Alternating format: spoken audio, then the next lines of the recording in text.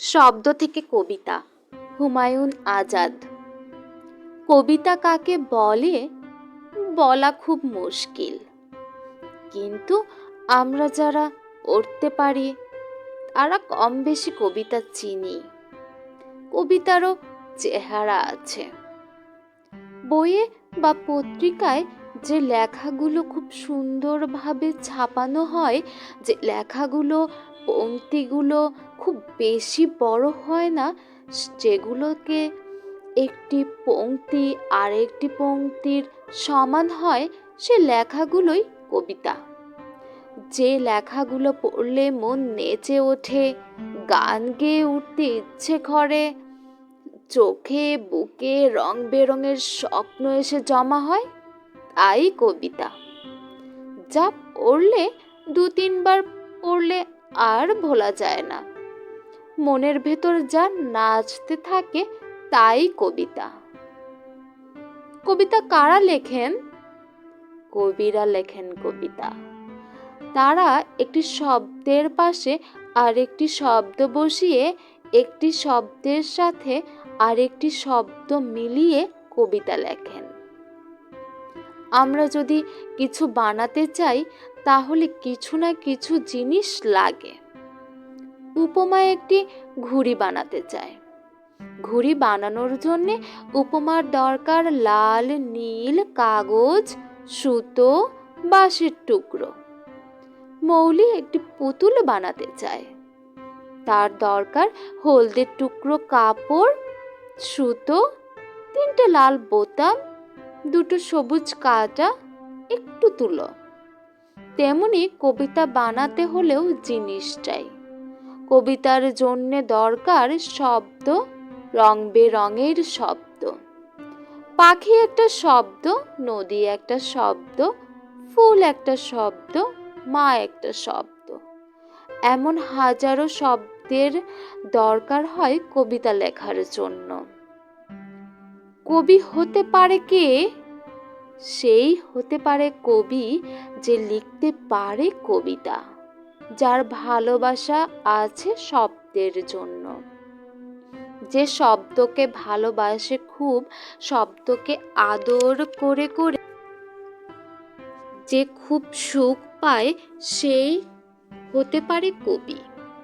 কবিরা গোলাপের মতো সুন্দর সুন্দর কথা বলেন, চাঁদের মতো স্বপ্ন দেখেন। তুমিও গোলাপের মতো সুন্দর কথা বলতে চাও, চাঁদের মতো স্বপ্ন দেখতে চাও। তোমার যদি শব্দের জন্য আদর ভালোবাসা না থাকে, তাহলে পারবে না তুমি গোলাপের মতো লাল গন্ধ ভরা কথা বলতে, চাঁদের মতো জোছনা ভরা স্বপ্ন দেখতে। তুমি কি লিখতে চাও ফুলের মতো কবিতা? বানাতে চাও নূপুরের শব্দের মতো ছড়া? যদি চাও, তবে তোমার সারা দিন ভাবতে হবে শব্দের কথা, খেলতে হবে শব্দের খেলা। নানান রকমের শব্দ আছে আমাদের ভাষায়। তোমাকে জানতে হবে সেসব শব্দকে। কিছু কিছু শব্দ আছে যেগুলো গায়ে হলুদ, সবুজ, লাল, নীল, বাদামি, খয়েরি রং আছে। তোমাকে চিনতে হবে শব্দের রং। অনেক শব্দ আছে যেগুলো শরীর থেকে সুর বেরোয়। কোনো কোনো শব্দে বাঁশির সুর শোনা যায়, কোনো কোনো শব্দে শোনা যায় হাসির সুর, কোনো শব্দে বাজে শুকনো পাতার খসখসে আওয়াজ, কোনোটিতে বেহালার সুর। কোনো কোনো শব্দ আবার পায়ের নূপুরের মতো বাজে। তোমাকে শুনতে হবে শব্দের সুর ও স্বর। অনেক শব্দ আছে বাংলা ভাষার যেগুলোর শরীর থেকে সুগন্ধ বেরোয়। কোনটির শরীর থেকে ভেসে আসে লাল গোলাপের গন্ধ, কোনোটির গা থেকে আসে কাঁঠাল চাপার ঘ্রাণ, কোনোটির থেকে আসে বাতাবি লেবুর সুবাস। তুমি যদি দেখতে পাও শব্দের শরীরের রং, শুনতে পাও শব্দের সুর, টের পাও শব্দের সুগন্ধ, তাহলেই পারবে তুমি কবি হতে। কবিরা শব্দ দিয়ে লেখেন নানা রকমের কবিতা। কখনো তারা খুব হাসির কথা বলেন, কখনো বলেন কান্নার কথা, কখনো তারা বলেন স্বপ্নের কথা, কখনো তারা চারপাশে যা দেখেন তার কথা বলেন। কিন্তু সব সময় তারা কথা বলেন শব্দে। শব্দ বসিয়ে বসিয়ে তারা নানান কবিতা বানান। কবিতা লিখতে হলে প্রথমেই জানতে হবে নানান রকমের শব্দ, তারপর আসে শব্দ দিয়ে যা বলতে চাই তার কথা। কিন্তু কিভাবে বলা যায় সেই কথা? কবিতায় আমরা অনেক কিছু বলতে পারি। কখনো বলতে পারি ঘর ফাটানো হাসির কথা, বলতে পারি টগবগে রাগের কথা, বলতে পারি খুব চমৎকার ভালো কথা, কখনো বাজাতে পারি নাচের শব্দ, আবার কখনো আঁকতে পারি রঙিন ছবি।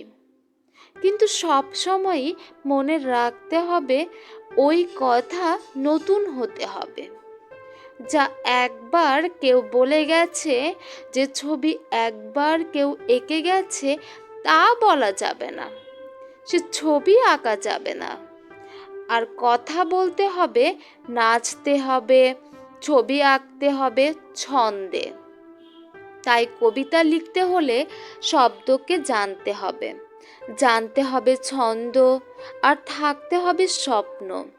যার চোখে স্বপ্ন নেই সে কবি হতে পারে না।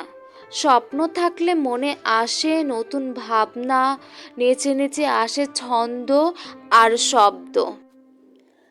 যে কোনো বিষয় নিয়েই তুমি লিখতে পারো কবিতা।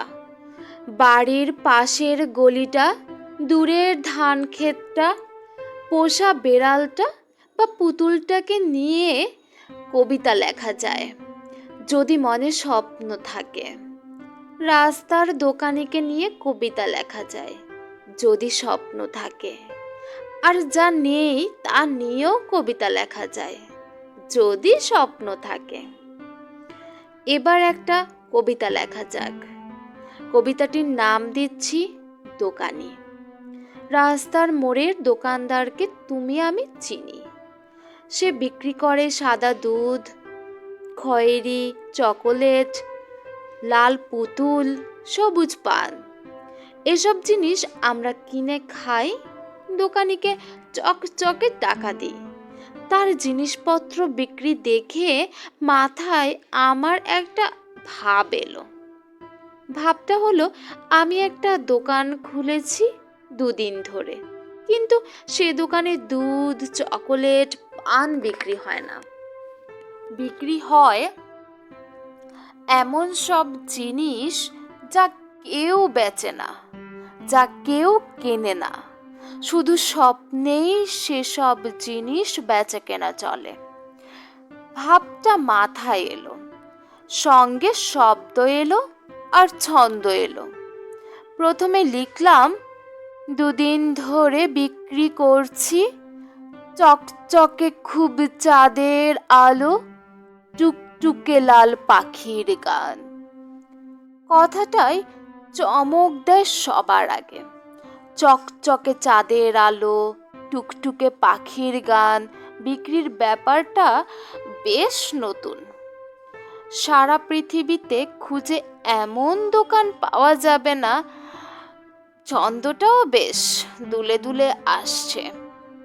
এই 3টি পংক্তি পড়ার সাথে সাথে শব্দ, ছন্দ, কথা মিলে একরকম স্বপ্ন তৈরি হয় চোখে আর মনে। এরপর আরো এগিয়ে গিয়ে লিখলাম, বিক্রি করছি চাপার গন্ধ, স্বপ্নে দেখা নাচের ছন্দ, গোলাপ ফুলের মুখের রূপ। এখানে ছন্দমিল আরো মধুর। বিক্রির জিনিসগুলো আগের মতোই চমকপ্রদ, তবে এখানে স্বপ্ন আরো বেড়েছে, ছবিও আরো রঙিন। চাপার গন্ধ পাওয়া গেল এবং বেজে উঠল স্বপ্নে দেখা নাচের ছন্দের নূপুর। এ নাচ স্বপ্ন ছাড়া আর কোথাও দেখা যায় না, এমন নাচতে পারে না কেউ। গোলাপ ফুলের মুখের রূপ বলার সাথে সাথে গোলাপ ফুল একটি মিষ্টি মেয়ের মতো ফুটে উঠল। মেয়েটির মুখ হয়ে উঠল গোলাপ, আর গোলাপ হয়ে উঠল মেয়েটির মুখ। স্বপ্ন জড়ো হলো চোখে। কবিতাটিতে আমি আর লিখতে চাই না, ইচ্ছে হলে তোমরা লিখতে পারো। কবিতা লিখতে হলেই নতুন কথা ভাবতে হবে, আর সে কথাকে পরিয়ে দিতে হবে শব্দ ও ছন্দের রঙিন সাজ পোশাক।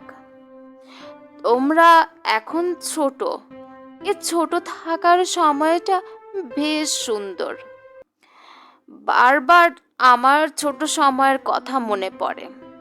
আমি দেখতে পাই ছোট আমি দাঁড়িয়ে আছি পুকুরের পাড়ে, একটা সাদা মাছ লাফ দিয়ে আবার ঢুকে গেল পানিতে।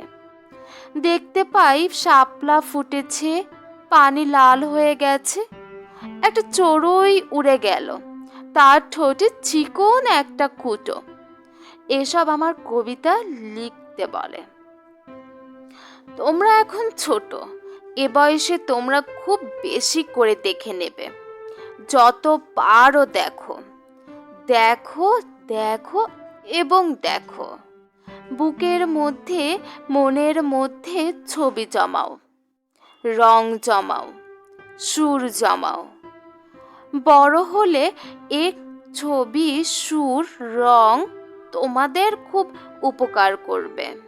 খুব ছোট বয়সে কি কবিতা লেখা উচিত?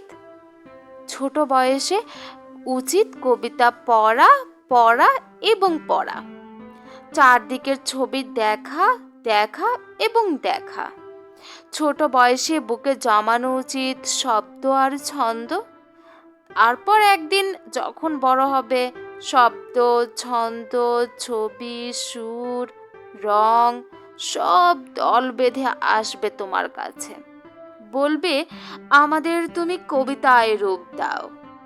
তুমি হয়তো একা একা ঘরে বসে শব্দ, রং, ছবি, সুর মিলিয়ে বানাবে এক নতুন জিনিস, যার নাম কবিতা।